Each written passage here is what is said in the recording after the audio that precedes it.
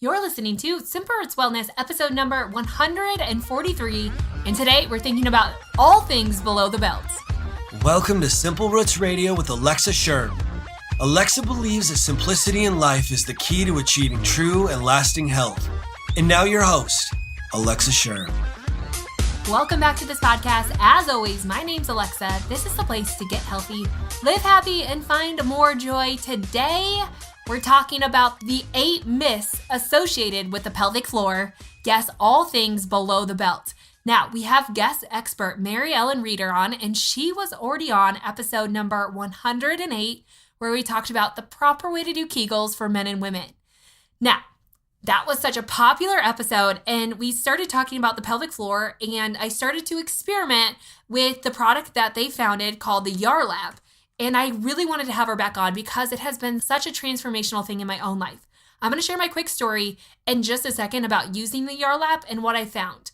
But before I get there, I just want to fill you on what we're going to talk about today. So MaryEllen Reider is co-founder of the YARLAB, which is technically a medical device that does Kegels for you. It provides women a gentle and effective Kegel workout with 6 clinically proven programs. And it really is such an easy and effective tool. And she really has become a pelvic floor expert. And I wanted to have her back on because I feel like there are so many questions about the pelvic floor. It's something that we don't talk about a lot and yet is a foundational component in health.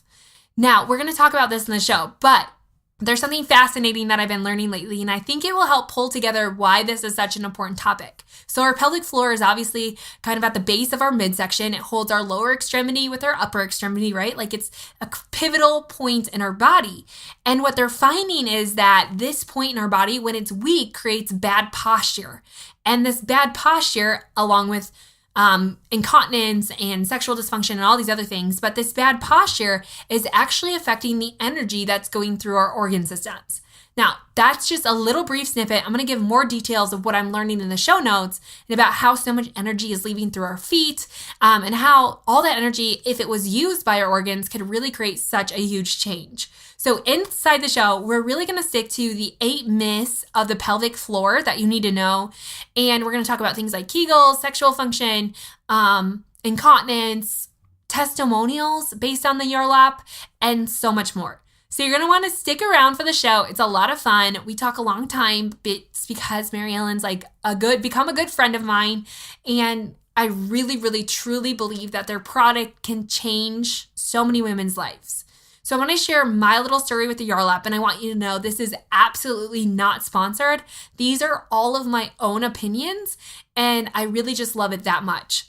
So the YARLAB, obviously I've had 3 kids, 2 were vaginally, 1 was a cesarean section, and that is hard on anyone's pelvic floor. She explains what the pelvic floor is inside the show. But rather than suffering from incontinence, yes, I had some of that as well.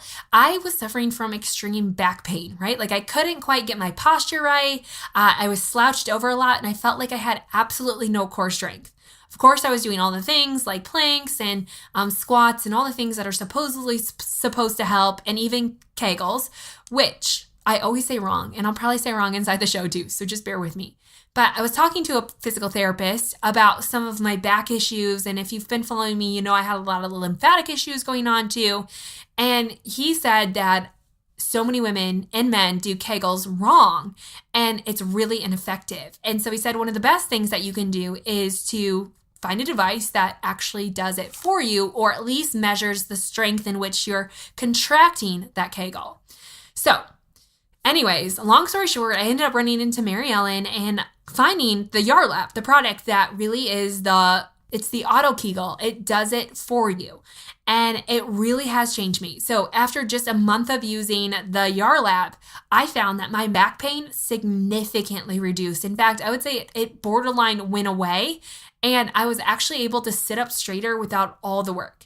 Now, I tell you, it was a lot of work to sit up straight. You don't think it is, but every time my mom would yell at me or poke my back and tell me to sit up straight, it was physically exhausting for me to sit up straight. I felt like I never quite had the core strength to do that. Not to mention, I had a lot of bladder issues and bladder drop and other things. So once I started using the YARLAB, I felt like not only did I get more control of my bladder, but my posture significantly, and I say significantly improved. and my back pain went away. I mean, it was really, really crazy. Inside the show, I'm going to ask MaryEllen some of the testimonials, but just reading some on their website, like the Yarlap is not just for sexual function, although it can greatly help that, people who have pelvic pain and all the things, but it aligns your entire body because it is the core central point of posture. And that posture changes the way our body functions. I mean, it is incredible stuff. So I get super pumped about this. If you're not into the pelvic floor, just ignore me. But I'm super geeking out over this stuff, mostly as it relates to the posture, position, and so much more. So I'm going to try and break this down in another solo episode I do. But I wanted to get MaryEllen's take on this again. And just to tell you that outside of anything in any advertisement, the Yarlap is an amazing tool. And I believe that preventative, even if you haven't had kids, aren't going to have children, just as women, I think we need to take better control of our pelvic floor. And we just don't have a lot of resources to do that. And we're not told really how to do that at all. And so doing something for your pelvic floor can make all the difference in your health long term. And pelvic dysfunction is not something that we should develop even as we age, which, spoiler alert, is one of the myths we're going to talk about inside the show. But it's great preventative. It can help so many functions in your body and really just help maintain health in general. So check out the Yarlap. That's yarlap.com. I'm going to have a coupon code. So use yarlap.com/simpleroots.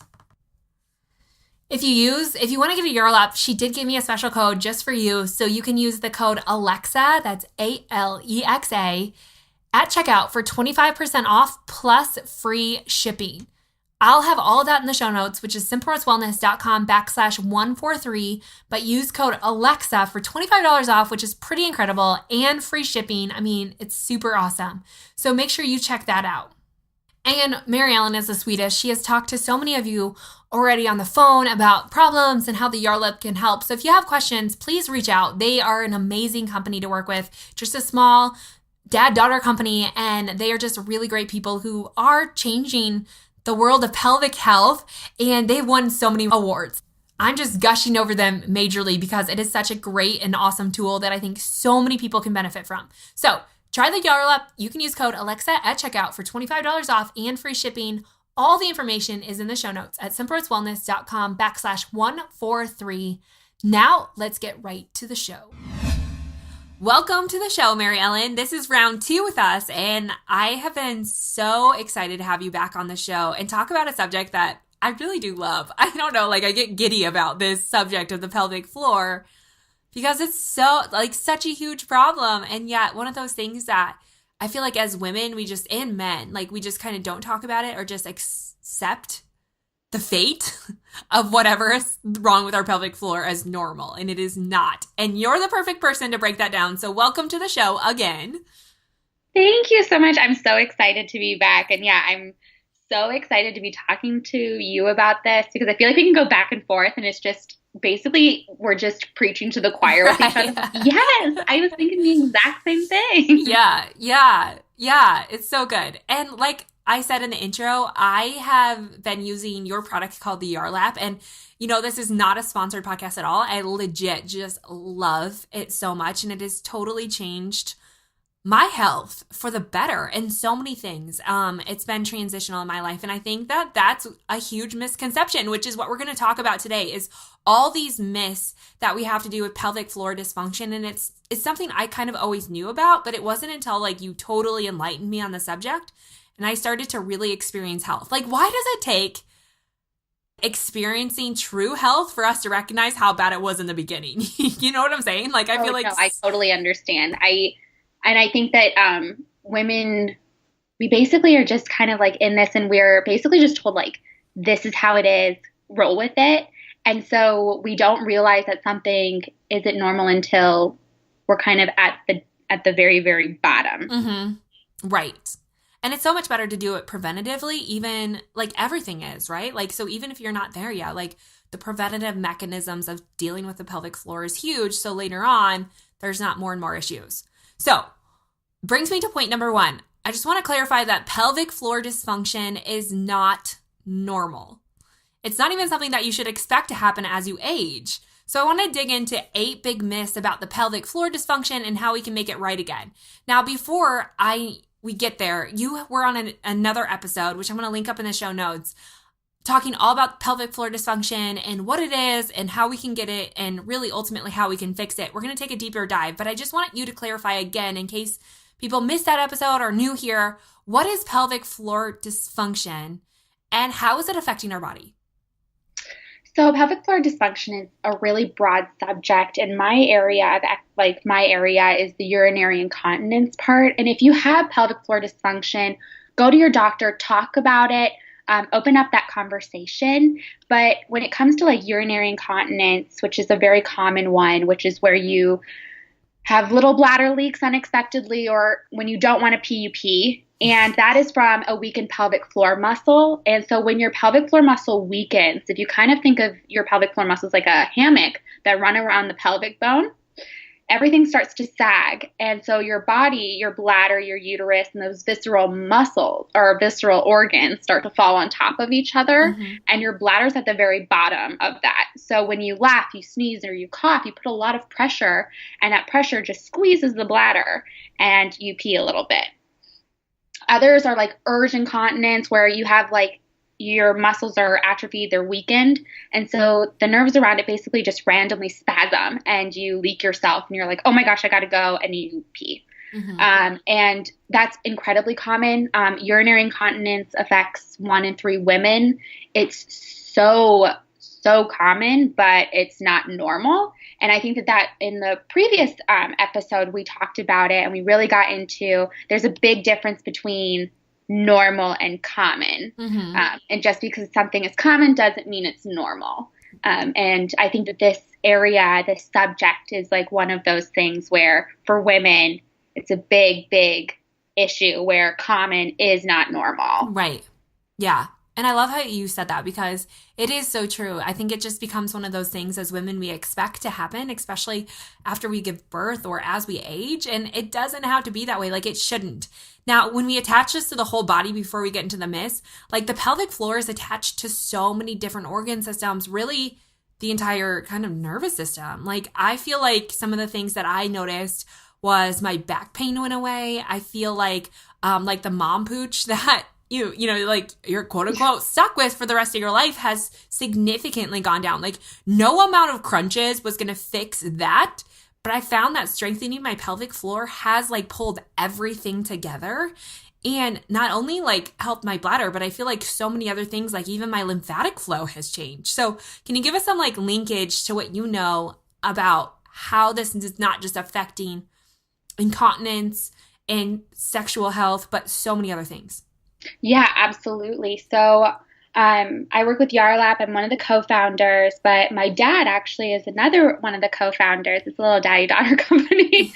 And he is a pure medical journal referee, and he's also a writer. And he, in one of his articles, pointed out that the pelvic floor is so much more than just bladder control, mm-hmm. right? There's so much more that comes into it. There's the sexual benefit of the orgasm, but it's also postural. So your posture, weight distribution. And if you kind of think about your body and you're looking at it front view, your pelvic floor muscle is kind of like holding an arch together at the very top. Mm. And when that gets weakened, it kind of lets go. And your back then, in turn, tries to compensate and put all that load onto the body by holding it together. And so then you all of a sudden sometimes people have like unexpected back pain that they just don't know what happens. And they have a few bladder leaks, but they have like back pain. And then your back gets so tired that it can't do it anymore, and that gives way. And then your knees are the next thing that have to hold all that load, that structural mm-hmm. load. So you get, knee pain, and then that gives out ankles. And you don't think that the pelvic floor muscle plays a big part in postural health, but it really does, because that's the part that it holds everything together. It's the muscles that, are tied all through, zigzag through your pubic bone, and it's kind of holding that structural load together, evenly distributing all of that weight. And you want to make sure that it's toned and that it's strong, so it's doing what it's supposed to be doing. Yeah, it's so fascinating to me. And I could really dig deep into the subject about how the nervous system, like, I just am really, and I know everyone's like cringes when I talk about the nervous system, but like how powerful that is on all of our body. And okay, I'm only telling you this, and I know we're going to get to the myths, but recently, I'm telling you this as a friend because I think you're going to find this fascinating as I did. There's a ton of research coming out about how much energy we're losing through our feet because of bad posture. So like, you know how like a lot of our meridians end in our feet and why our feet are such a critical component of our health.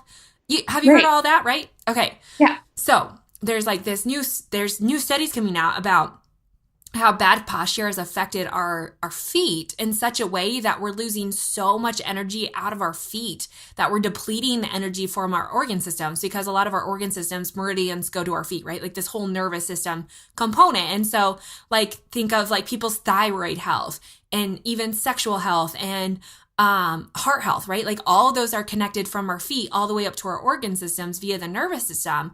And the research is showing that we're depleting energy that could be from going to our thyroid and going to our heart and all these other organ systems of the body. And they're actually leaving through our feet because we're having such bad posture on them. And so like bringing the connection back of like, I feel like so many people, men and women, have such bad posture, myself included. Like I'm learning this as I'm going through a ton of treatment myself.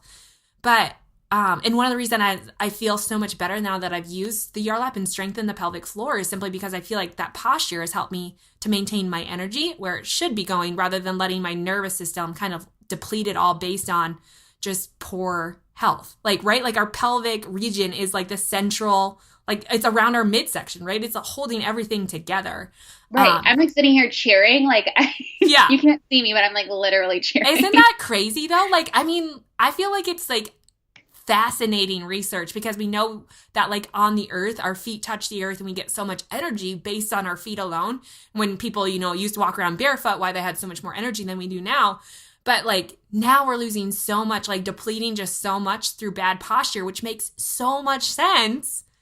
And then anytime we deplete it through poor posture or like bad walking stance or whatever, right? Like that's depleting our organ systems. Like, I think it's hard to correlate, like, that posture can be anything. Like, it's kind of like our thoughts. Like, we just think they're those random things in our mind, but they're really having a massive impact. And I just want people to grasp for a second the massive impact that poor posture is having on our body. And I'm the queen of slumping. Like, my mom's always like, sit up straight. You know, like, she'll come and, like, poke my back. Now, I will say that, like, since I focused on that, like, I have noticed a huge change. And I think that's one of the values of this. And today we're going to talk about pelvic floor more in like urinary incontinence, pelvic pain. But I just wanted to throw that point out because I think that I thought it was so fascinating. And I'm sure being another science junkie, you thought it was fascinating too. So, oh yeah, 100%. Like, and it's crazy that everything connects. Everything's interconnecting. But like we all think of it as like compartmentalized. But everything just works together and there's reasons for that. And it's just crazy that, you know, they have like all these studies that are coming out now that tie everything together. Mm-hmm. And I love it. Yeah, I think it's just definitely where it needs to go, because compartmentalizing things, that we just have these systems, is such a narrow-minded view of how the body actually works, because there's not one system that works alone. Like, it's all interconnected. And the posture is directly related to our nervous system, which really controls everything. So super fascinating. Okay, that was my little nerdy moment for the day. Now let's get to the myths, because that's what people are expecting. Anyways, okay, so myth number 1. This is a really common one, that urinary incontinence is normal after childbirth and even as we age. So break that one down. So that's a false myth. False. The urinary incontinence, again, it's common. It's not normal. Mm-hmm. And there's a lot of reasons why I think that it kind of comes about after childbirth and as we get older. And I think it's because we start to realize, hey, I'm peeing myself and this isn't normal. Right. But so many women of all ages get it. I mean, I have friends who are in my 20s, and it's actually really common to get it in your 20s because the weakening of your pelvic floor starts in your 20s.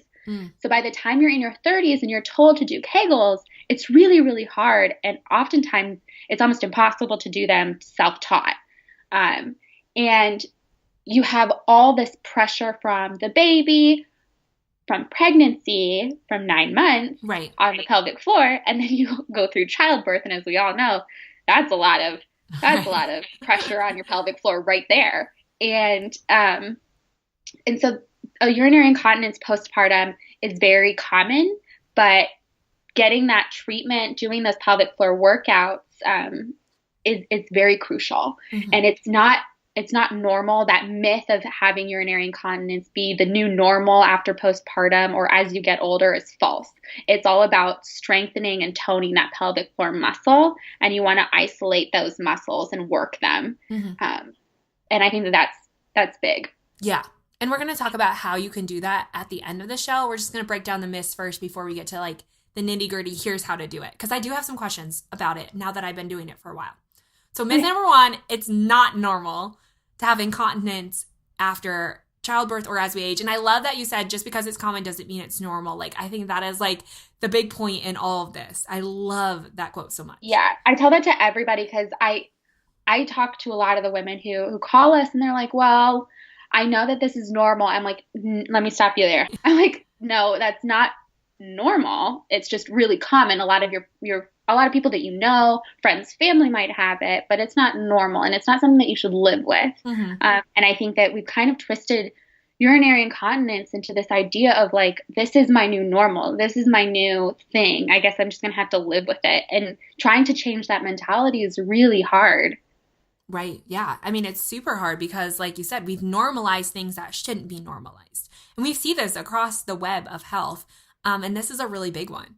And I mean, you go to any trampoline park and all the moms are sitting on the side laughing about it, right? Like, but it's not, again, it's like we're trying to normalize something that is really an uncomfortable thing and that women don't want to deal with. And it's not just women, it's men too, but we're going to get to that. So myth number 2, pelvic pain and pain with intercourse are normal. And I hear of this, I feel like I've been more aware of the amount of women who struggle with pelvic pain in and out of, you know, regardless of sexual intercourse or not. Like, there are women who have severe pelvic pain. Oh, yeah. Again, common is not normal. So if you have pelvic pain or pain with intercourse, you need to go to your doctor. You need to talk to them. You need to open up that conversation, even though it's really uncomfortable and it's weird and it's deeply personal. And I know that you probably don't want to have that conversation, but if you have pelvic pain, you got to go see your doctor. Okay, this is probably a really dumb question, but I'm not one that has ever struggled with pelvic pain. Like, I know my pelvic dysfunction comes out in like back pain and things like that, but what have you heard of is pelvic pain? Like, what is that like? Like, how would someone know that they had pelvic pain? You know what I'm saying? A lot of people describe it in different ways. Mm-hmm. I mean, I've heard it basically being like it's needles. I've heard it saying that it's being like punched all the time. I've heard it's like cramps to the extreme, and I've heard it's like searing pain.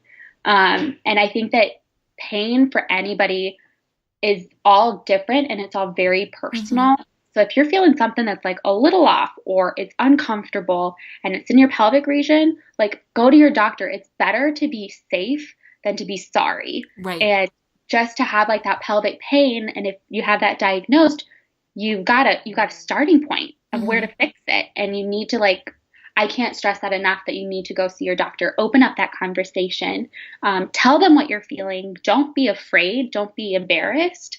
Like, let it all out. Like, just be as detailed as possible. And if it makes you feel uncomfortable, like, just kind of swallow that and just do it. Have that talk. Right. And I feel like this is really common with sexual intercourse. I feel like a lot of women probably struggle with pelvic pain and maybe are uncomfortable or embarrassed about it.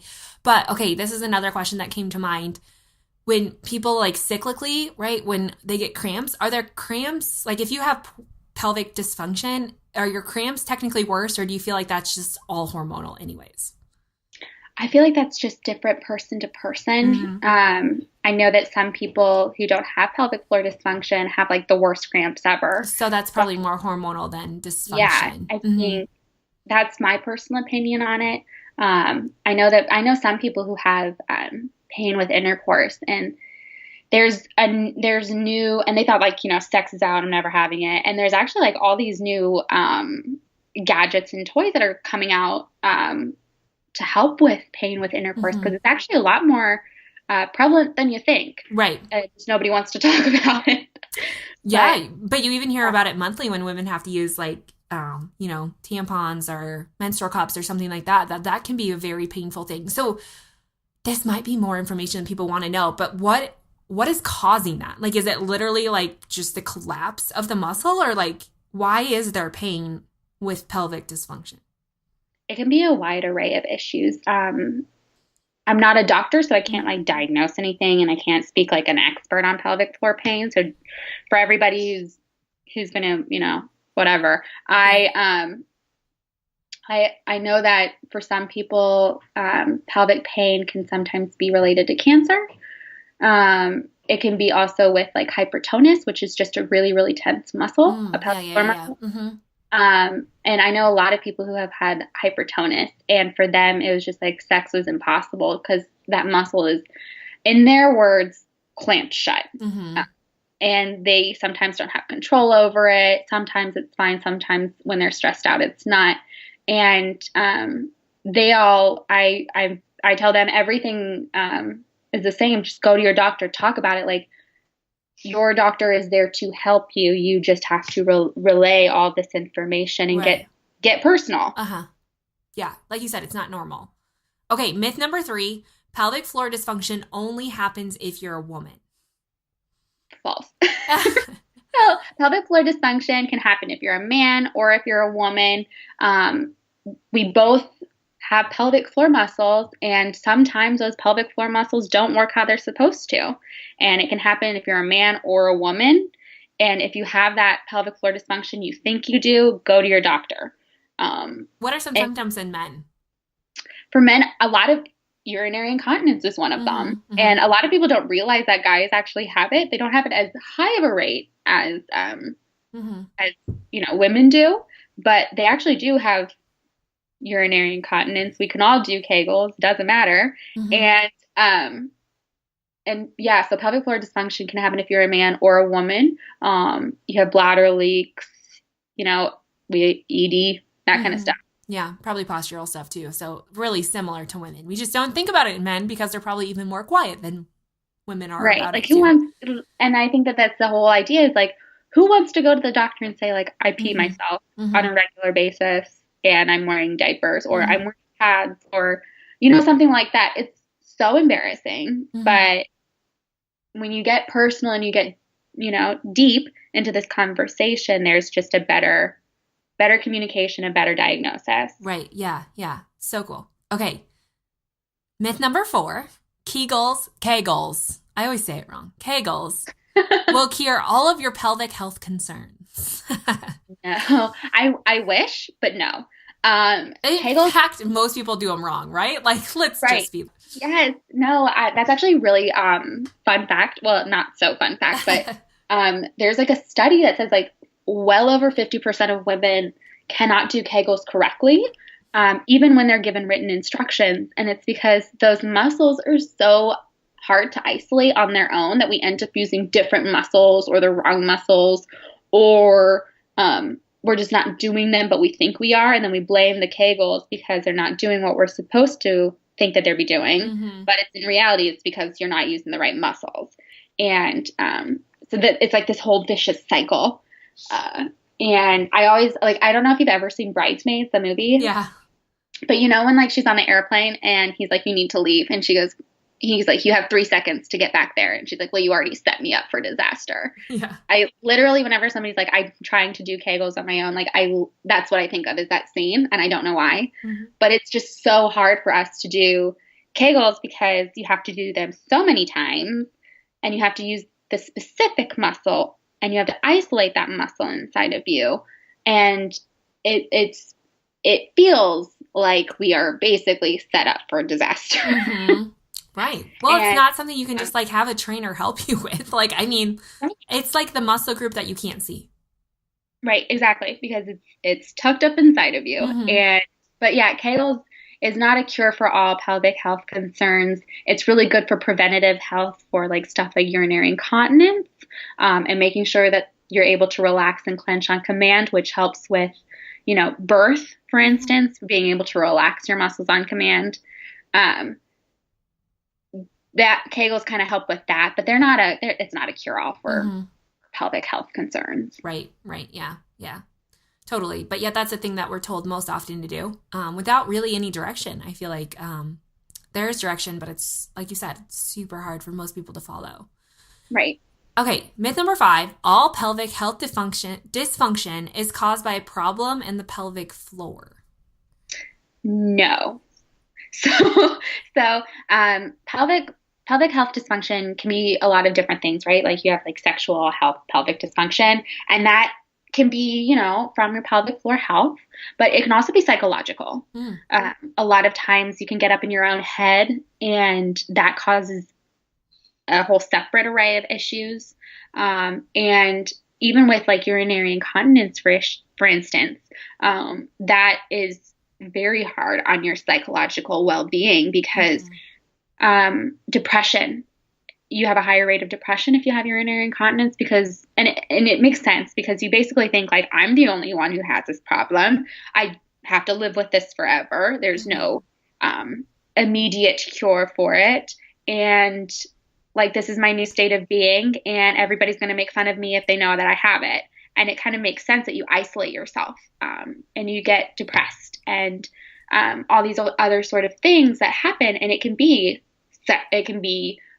psychological, but it can also be nerve damage as well that you have down there, and that can cause problems with pelvic health as well. And I think that if you have something that you think is wrong, again, go talk to your doctor. Open up that conversation. Like, I cannot stress that enough. And I feel like a lot of people are wary about it, or they're like, or they roll their eyes and they're like, what are they going to do? They're just going to tell me it's normal. But like, if you like sit down and like, listen, this is what's happening. This is how long it's been happening. What do I do? And you get really, not gory, but you get real graphic, like paint a picture for them. It's your doctor. Right. What do you feel like most doctors know how to treat pelvic floor dysfunction, or do you feel like is their go-to Kegels? I mean, I guess I haven't ever gone in and said anything about it, but I feel like after having 3 kids, one with a C-section, like I feel like my pelvic floor was kind of destroyed, and I was just told to do Kegels. And so they're the frontline treatment is Kegels, and they're like, well, do it on your own. Here's a pamphlet or here's some, but we have a lot of people who, we have a lot of doctors who recommend the Yarlap, for instance. And, if you're doing Kegels, you can also find trainers who will do them for you, like Yarlap. There's, an array of things that you can do. But definitely make sure that you're trying to take care of yourself in every way that you can. And I am a firm believer of talking to your doctor and opening up that conversation, because I think it's really, really important that everybody's on the same wavelength. Right. Yeah. And to kind of, I think that that's the best form of treatment, is when everybody is in communication, everybody knows what's going on. Yeah. Okay. Myth number 6, there's nothing you can do about small leakage or incontinence. False. These are all false, by the way. Everything. No, so this is false. Like, if you pee just a little bit, that's still incontinence. I know that some people are probably like, no, it's not, or, thinking, oh, crap. But it is. If you have any kind of involuntary leakage of urine, it's incontinence. That's like the definition of it. We just don't want to call it what it is, because it sounds so much worse. Yeah. And if you have it, it's okay. It's treatable. We are, it's going to sound like a massive plug for like Yarlap, and I'm very sorry, but like we have a lot of people who use the Yarlap who try to do Kegels on their own, and it's just so hard to do it on your own, self-taught, isolating the correct muscles, doing all of that. And they basically just use it 20 minutes and then they're done. And they can't believe like how fast it is for treatment. And there is something that you can do when it comes to incontinence. Pelvic floor workouts work, I think, one of the latest results is like it works 80% of the time if you're able to do that.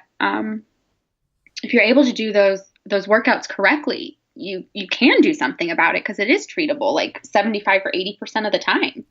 So what are the cases when it's untreatable? Like, have you found someone like it's too far gone or nerve damage or like, or do you really find, No, for Yarlap, we're very, very proud of our results, because we're actually able to treat people who have, light to severe leakage because we do the entire workout for you. It doesn't matter if your muscle is, too atrophied. So like it's too weak to get that signal from your brain, because the RLAP puts that signal in for you and it does everything for you. You don't have to do the workout with it or anything like that. You just put it in like a tampon and let it do its thing. And so we haven't had anybody who has had to, been too far gone. But there are cases where, there isn't anything that you can do besides surgery or pharmaceuticals. And that's, that sucks. Yeah, right. You don't want to get it that far. That's why we're talking about preventative ways too. Yeah. Yeah. And I think that as a preventative measure, doing Kegels, making sure we have a lot of people who use Yarlap as a preventative measure because they're like, I've seen my mom. Mm-hmm. I know what's like ahead if I don't do this. And I love talking to people like that because they're taking self-care to like a whole new level, and I think that that's so great. Yeah. I mean, I think it's just a lifetime of health, right? Because even if you haven't had a child yet, I mean, strengthening your pelvic floor is only going to help in the process and the aftermath. Oh, 100%. Yeah. I mean, it changes the game, right? Like it's always better to do something right than to try and fix what's wrong. Like in everything in life. Better than treatment. And like, it doesn't even matter if you've had a kid or not. We have people who are like athletes, and that repetitive motion of running or jumping or anything like that can actually wear down your pelvic floor muscle. And a lot of people don't realize that if you're a runner, there's a high rate of incontinence with running, because that constant pressure putting down every time your foot hits the ground it wears down on that pelvic floor, and you got to keep it toned. You got to keep it strong. Mm-hmm. Yeah. I mean, it totally makes sense. Just the jarring of it in general it's tough. Like, right. So like when we look at the pelvic floor, this kind of going backwards to the beginning, like it's literally holding up like your sexual organs and your bladder and things like that, right? Like it's holding it steady. So when you're running and you're wearing on that, like it could sag essentially. Yeah. Okay. Making sense. Okay, myth number 7. We've kind of already busted this, but I want to bring it up. The pelvic floor muscles are only about sex.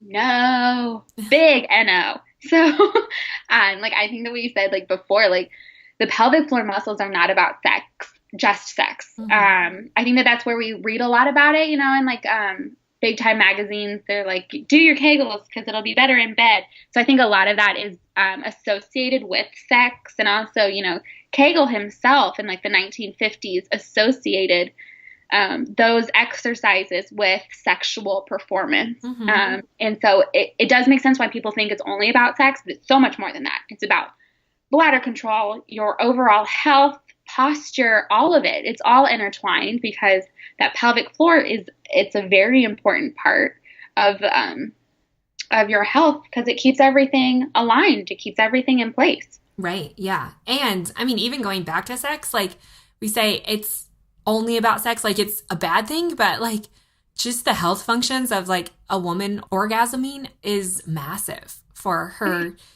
I mean, her mood, like the oxytocin that's released for hormonal flow, like so many things, right? Right. Like all the good things. Like it's not, I feel like when people are like, it's only about sex. Well, sex is like a really great big thing. So it's really great for your health. Like I think it's this taboo thing, but I mean, really, like there's so many health benefits, hormonal benefits that we see from it too. Okay. So when we go back to just about sex and like we talk about the sexual organs, like have you seen any research on like infertility or treating fertility by strengthening the pelvic floor? Like, is there any correlation to having a weak pelvic floor and being unable to conceive? There was actually, I think for a really long time, there was this idea that the idea of the orgasm, because the same muscles that contract during orgasm are the same ones that contract during your pelvic floor workouts. So I think that's why a lot of people assume that that it's all about sex, because those muscles are so closely linked. Your clitoris runs along the pelvic floor muscle, so it's all about muscle memory. But a lot of people thought that the reason that women had orgasms is for an evolutionary idea of sucking up sperm, because it's like a contraction up, pull up feeling. And so a lot of people thought that that was the reason that women had orgasms, was because we're sucking up sperm to have babies. And so a lot of times when people are trying to conceive, they're told to try to make sure that their pelvic floor is in shape. And I think a lot of that has to do with being able to relax and command postpartum. You want to make sure that your pelvic floor is healthy to keep that baby in place, all these other different things, because it's lying on that pelvic floor for like 9 months. You want to make sure that it's not getting too worn down. And but I don't know anything in specific about rates of fertility with the pelvic floor. But I know that a lot of people believe that the reason that the orgasm is there is because it's to suck up sperm to conceive. Right. Which makes sense. Like, it helps with the transfer of it. Yeah. Okay. I feel like the human body is super fascinating. And like every time I learn about this, like just the amount of things that have to be right for a woman to actually conceive is incredible, that there are even children on this earth. Right. No, I mean, crazy. Okay. Yeah. Myth number 8, the final myth that we're going to talk about today, is Kegels should be easy and done as often as possible. Yeah. I mean, self-done Kegels all day, every day, right? Right. It's kind of saying, please don't do them all day, every day. Right. But we have some people who it depends on how you're doing your Kegels. So if you're doing them by yourself, I'm all for doing them at like every time I'm at a stoplight or I'm at a stop sign, and just doing like 10 quick Kegels, at every single stoplight. You want to make sure that when you're doing them, that you're doing them correctly. And I think that that's a really big glazed over topic, is that you're doing them correctly. You're not initiating your thighs. You're not initiating your rear end or your abs, because if you're initiating any of those, there's a good chance you might not be isolating the entire pelvic floor muscle, or you're only initiating part of it or none at all. Right. And so when you're saying like, make sure you're doing your Kegels, make sure that you're doing them like correctly. Because if you're not, then you're just clenching your butt or something like that. You know what I mean? And that happens a lot more than you think about. And before I had done the yarrow lap, I actually realized that I was just clenching my butt for like 20 minutes straight. And I was like, well, that's not going to do me anything. That's not, what have I been doing? That's not doing me any good. And, but if you have like a trainer like the yarrow lap, you're not supposed to use it more than once a day, and then you're done, because it literally does everything for you in one workout. So, there's a whole idea of how to do Kegels, the correct work rest ratio for them. And I think we get to that a little later, right? Yeah. But Kegels should be done. They should be easy. Do them as often as possible, but don't overwork your muscles. Right. Because it is a muscle. It's like any other muscle. Like, you can exhaust it too and cause more damage than good. And I think it's really hard. It's a hard line, because you're like, am I using the correct muscle? Well, if I'm using the correct muscle, am I doing it too much or too little? Like, what's that like fine number? You know what I mean? Right. And I think it's really, really hard. Yeah.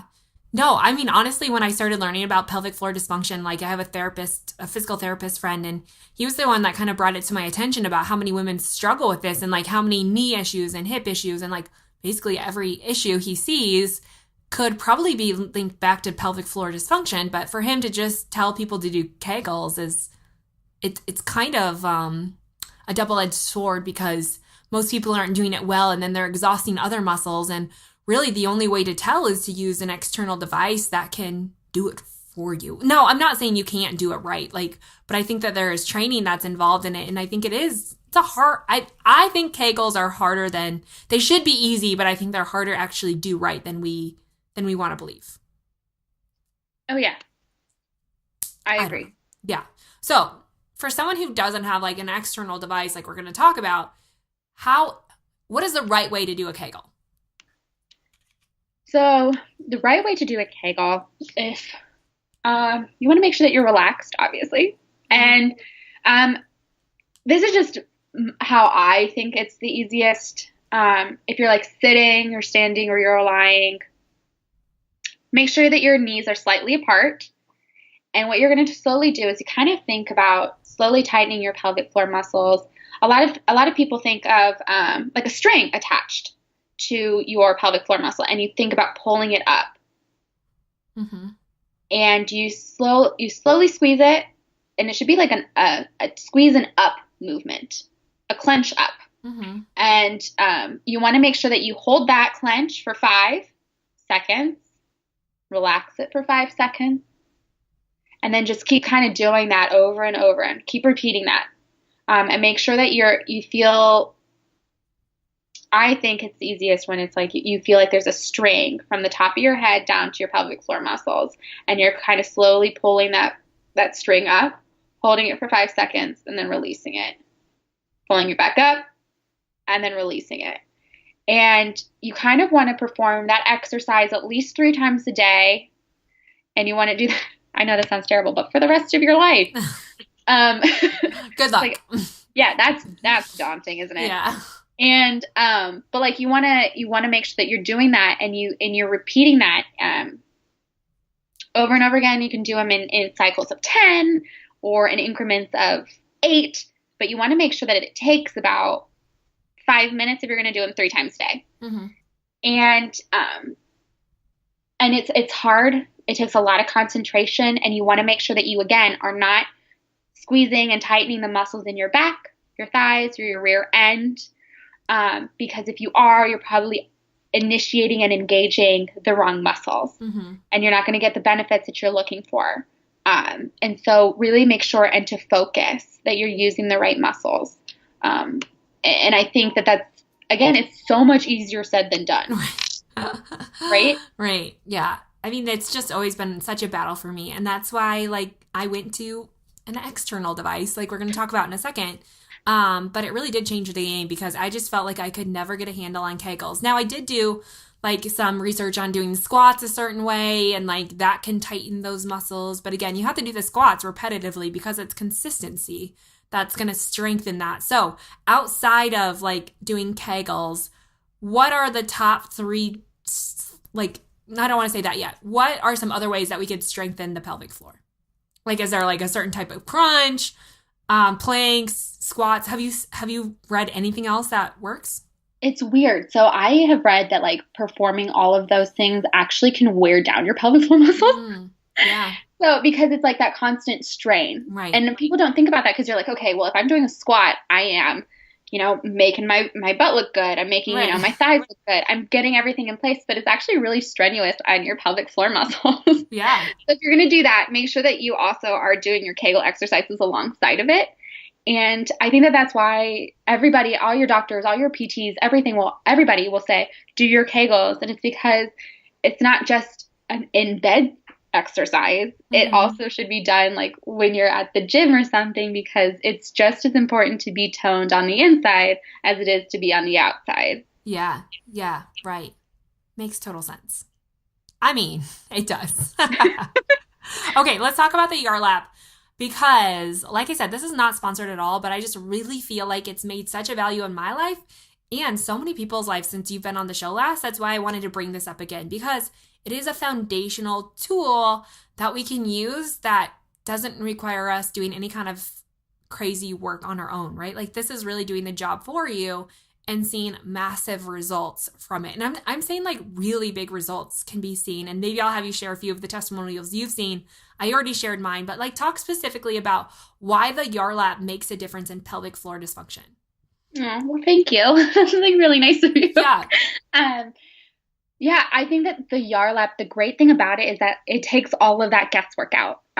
For me, I was not sure if I was even correctly using the right muscles. I don't know if I was doing it for the right amount of time. Turns out I was doing neither of those correctly.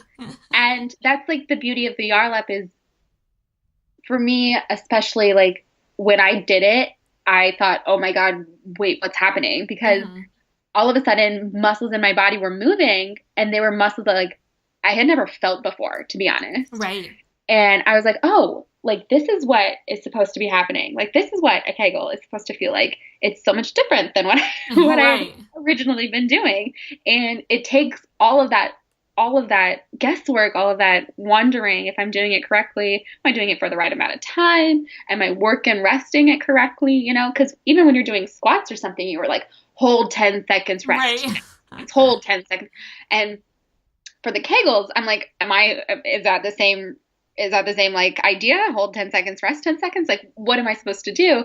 And so when there was the design of the YARLAP, it was, okay, take out all of that guesswork, clinically preset everything to do all the clinically proven work rest ratios to get the best outcome in the quickest way without like any guesswork. You just basically put it in, turn it on, find the contraction level that feels right for you, and then like just sit down and watch a TV show. Right.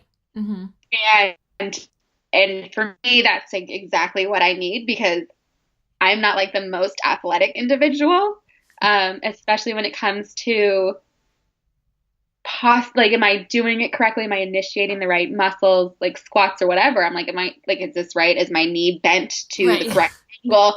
Like I overthink it. And so the great thing with the YARLAP and the design of it is it takes out all that worry and everything, because it's doing everything for you. I don't have to think about it. It turns itself off after 20 minutes. Like I'm done. Right. And I don't have to do it anymore at stoplights or at stop signs. Like I'm done. I'm good. Right. Yeah. I'm covered. Yeah. That's what I feel like it's made a difference in me. And I don't even do it every day anymore. I don't know if I should. So like after the treatment, it's just a maintenance thing. So you can do it like once a week, once every other week, whatever you want, as long as you it's like any other muscle. You want to make sure that once you get that tone that you're looking for, you maintain it. You don't have to work as hard because you've already got that tone, but you want to make sure that you maintain it. So you want to do it, once a week, once every other week, and just kind of make sure that you aren't losing it. Right. Yes. Okay. That makes total sense. So that makes me feel better about it. Now, there have been some questions about like, why not just use like a jade egg, which is something else that people use to strengthen their floor. Again, the jade egg is just helping you to maybe clench on something rather than doing it for you. Like you still have to do a Kegel with a jade egg, correct? Right. Well, the idea behind it is, yes, you have to. A lot of, again, you might be clenching the wrong muscles to keep that in there. And there are different opinions on the jade egg, on the yoni egg. I won't specifically get into that. There's a great doctor. Her name is Dr. Jen, and she goes very deep into yoni eggs and talks about the benefits, the pros and cons of them. And if you're thinking about that, like I'm all for pelvic floor health and initiating that self-care. Just make sure, like if you're looking into the YARLAP, make sure that you do your research, make sure that you look around and you find what suits best for you. Right. And just really, the bottom line is you just want to see people's pelvic floor dysfunction restored, because that's really what we're after. Because again, it's not just about sexual health and even like urinary incontinence, which is linked to a whole bunch of other things, but like it's a full body picture of like everything flowing and working together. It's a big deal. Oh yeah, 100%. I'm all for it, because I think that it's so important to have that well-being restored, because I think that, as women, we kind of deserve that. Right. Yeah. I mean, totally. It changes. It really does change the game. And I'm not just saying that. So this is me living this and going through it and trying out the YARLAP specifically for me, which has worked really well. But in general, what are your top 3 tips in strengthening our pelvic floor? And then I want to know, like, what have you heard or found personally in your own life? Like, just give us some testimonials about some big things that you've helped people or you've seen people change based on strengthening their pelvic floor. Yeah. So my big thing is, when you're trying to initiate the pelvic floor, it's really, really hard to do it when you're tense or when you're anxious. And I think that for me, make sure that when you're trying to do all of this, you're relaxed, that you're not like your whole body isn't just completely clenched and you're anxious. Because I know sometimes when I'm trying to do something, I will take a deep breath and relax, and I'll realize like my shoulders were hunched and I was like hunched over my computer, and probably looking somewhat like a caveman. Right. And so just make sure that your body is a little bit more relaxed, that you're feeling okay. And so that's tip one. The first one is to make sure, again, the string thing, the Kegels, make sure that you're doing that. The third tip would be to relax the pelvic floor muscle as well, because to have total control of your pelvic floor muscle, you want to be able to clench and relax on command. So like how you're thinking of the string attached to your pelvic floor from the top of your head and you pulling that string up, you also want to be able to like relax and let that string go down and be able to control it as it goes down until it finally is completely relaxed. And it's a lot harder than you would think, because some people just like drop it, and being able to like slowly release that string and slowly relax is a lot harder than you would think. And I think that a lot of people need to work on that as well. So that would be like my third tip for pelvic floor health, is be able to like not only clench on command, but also relax on command as well. Those are like really, really important. Yeah. Yeah. So good. Okay. What are some testimonials you found? I have a lot. Yeah. But I think that one of my favorites is, we had a woman who was incontinent for a very long time. She was younger and she had absolutely no idea why she was having this issue. And she wasn't particularly athletic. She had never had kids, but she still like was peeing herself. It was really bad during sex. And like, it wasn't, she said, it's not even sexy, because we all know that it's pee and it's just like, it's embarrassing. Right. And she couldn't wear pants that had belts on them or buttons on them because she couldn't get them off in time. And she used the Yarlap, and within 2 weeks, she was able to hold her bladder for 15 minutes after that urge to go kicked in. Wow. And she was like, I'm able to go and buy like all these different kinds of pants. Like, I'm so excited. And like, just to hear that, like, was amazing, because a lot of us just kind of take granted that we can hold it for a little bit. And within 2 weeks, she had gotten like she had gotten that control back.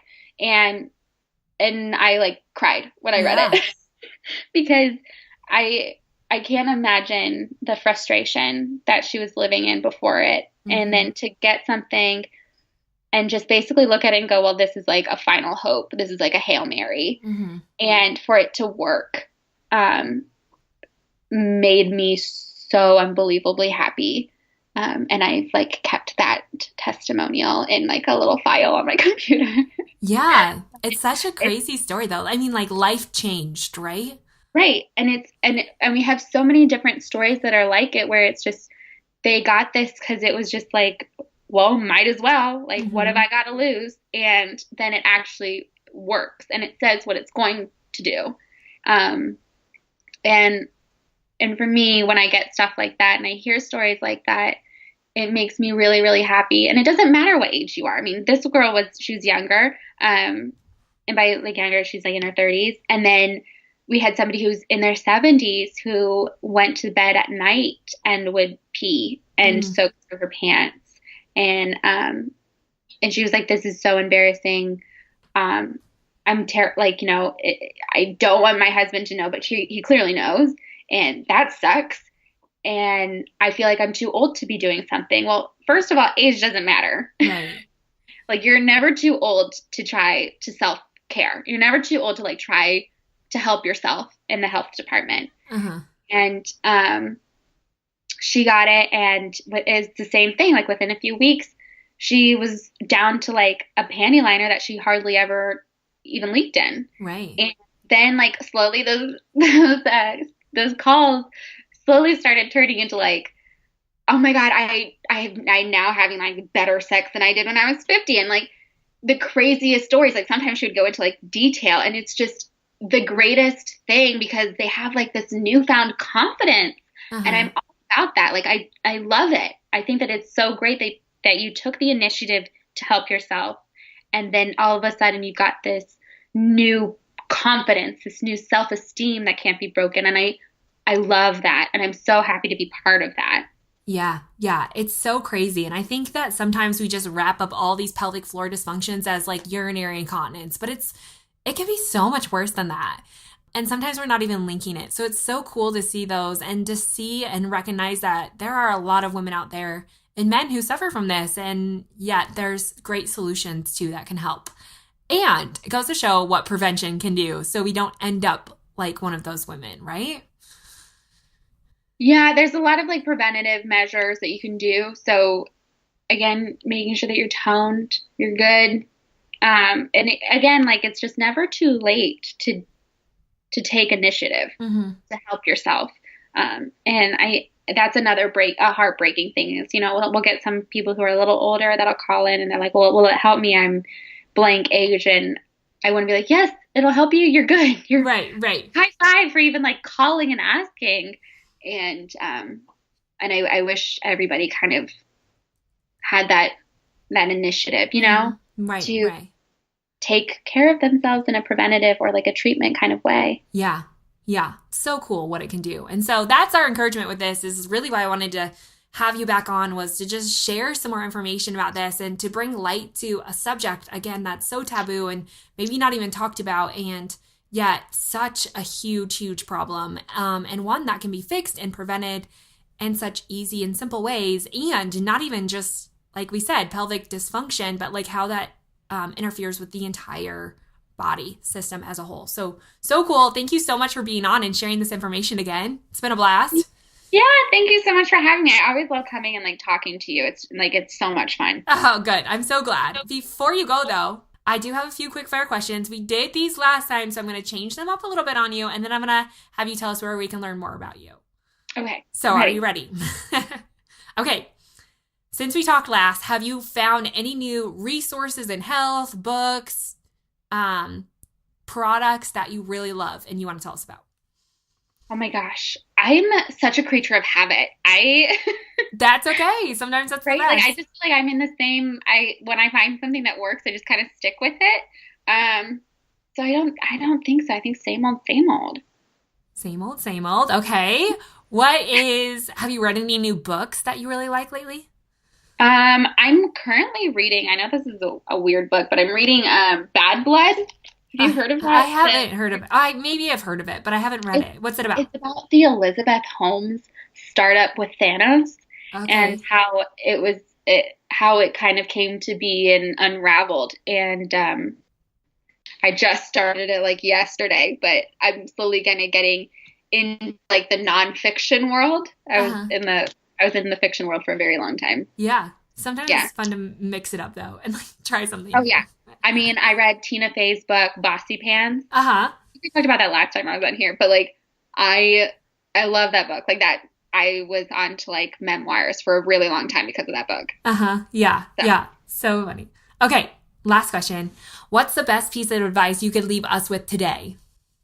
Besides do your Kegels, I think don't be so hard on yourself. Is that like, you're here and you're trying your best, like, and you made it out of bed today, or if you didn't make it out of bed today, you're here and that's enough. And you're doing great. And I think that we're very, very hard on ourselves, especially with social media. I feel like we're always comparing ourselves. And like, oh, I bet that person has like the life of luxury or whatever. And it's like, everybody has their own set of problems. Like, just be nice to yourself. Right. Yeah. Like, you're going through so much of your own crap. Like, you're okay. Right. And just like work through it. Get there when you get there. Nobody, like, you're not on a race against anybody. And if you think you are, it's all in your head. And I think that the best advice I could leave with you is like, just be nice to yourself. Yeah. I think that's such good advice. Like you said, we're so hard on ourselves and we just push ourselves to do more and do more and do more rather than just like slowing down and enjoying who we are or who we've become. So thank you so much for reminding us of that. Okay. Lastly, tell us where they can learn more about you and the Yar Lab. So You can learn more about the Yarlap by going to our website at yarlap.com. We're also on Amazon. And we were just in InStyle magazine for urinary incontinence treatment. Wow, that's pretty awesome. I know. I cried when I saw it. I was so excited. And you can learn from us like on all of our social media at yarlap_OTC. And I'm one of the 3 people that does the social media. So chances are you're going to be talking to me if you DM us. Yeah. So, and reach out, ask questions. I know I've had a lot of listeners reach out to you, and you have been more than helpful. So thank you so much for being there and being a voice in this subject and someone that people can talk to, because sometimes that's what we need, is just to have someone help us in this situation. So thank you so much. Thank you so much for having me and letting me like speak and have a platform to talk to. So thank you. Of course. Okay, that's a lot on pelvic health. And obviously I geeked out during the entire show because I think it's such a critical thing that women and men need to take more seriously. And I think it can really change so much about people's health. Like she said, like the statistics about bladder incontinence and sexual dysfunction and our mentality is astonishing, right? Like the rates of depression and anxiety and other mental disorders when it relates to like women and men not having orgasms or erectile dysfunction and bladder control, like the rates of depression behind all of those things are astonishing. Like those mean so much to the health of our body. And like I said, that posture piece and how it has to do with energy inside the body, I mean, that is just something that I want to talk more about later on and is really worth taking note of. And the simple fix is just to get a Yarlap. Of course, you can do Kegels, try them out, but remember, you have to have the right posture and squeezing the right muscles, contracting is probably a more professional word, the right muscles in order to achieve the results that you really need to, and it needs to be done consistently.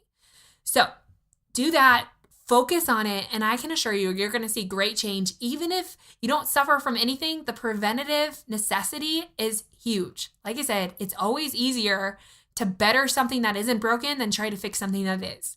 So make sure you start doing that. Take care of your pelvic floor. It really does make a difference. And don't forget to head on over to the show notes, simferitswellness.com/143 to get more information on MaryEllen, where to find the Yarlap, that discount code, and other things that I'm loving when it comes to things below the belt that I think all women should know. Yes, we're talking about other products that I feel could really make a difference as well. So head on over to the show notes to get more information about that. Check out the Yarlap at yarlap.com. Follow them on social media at Yarlap. And make sure you use the code Alexa for $25 off and free shipping at checkout. Okay, that is it for today. I will see you back here next week. In the meantime, have a good week.